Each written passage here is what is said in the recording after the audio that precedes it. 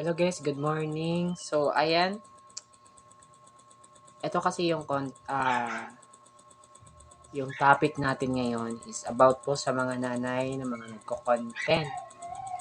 Dahil meron daw usap-usapan na sahod sa kay Boss M. At it's true.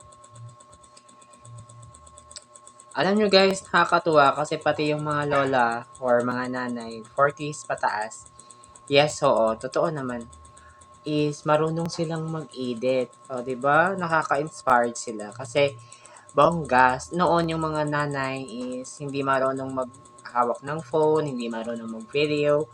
Pero ngayon guys, bongga. Pati yung mga nanay guys, pag nagsumba sila, yung sumba nila, yung pagsasayaw-sayaw nila is kino-content nila sa reels dahil para kikita sila.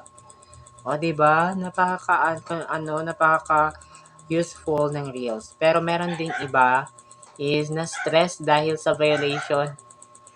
Okay lang naman yan kasi nga that is a challenge and hindi naman nakukuha sa mabilisang paraan ang mga ginagawa natin. O, diba?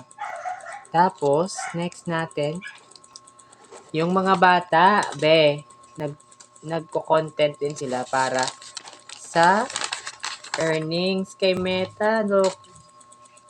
O, diba? Dapat tayo guys, yung mga nanay natin, nagre-reels na. Excuse. Nagre-reels sila guys dahil dyan sila masaya guys. Kaya, support na lang natin sila guys sa kanilang ginagawa. At i-follow na lang natin si dyan sila masaya. Bago kumain, mag-video muna. Diba? Aminin yung mga nanay. Bago kayo kumain sa restaurant, videohan nyo muna pang post sa reels.